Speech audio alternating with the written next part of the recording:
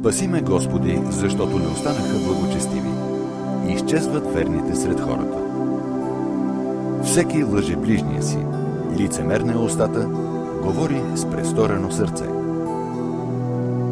Господ ще изтреби всички, които имат лицемерни уста и високомерен език. Онези, които казват: с езика си ще надделеем, силата ни е в говоренето. Кой е наш Господар?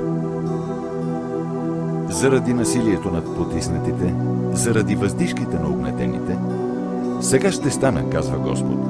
Ще дам закрила на онзи, който я търси. Думите на Господа са чисти думи, сребро, пречистено в пещ, 7 пъти претопено. Ти, Господи, ще ги запазиш и ще ги съхраниш от този род навеки. Навред бродят нечестиви, понеже низостта се издига сред хората.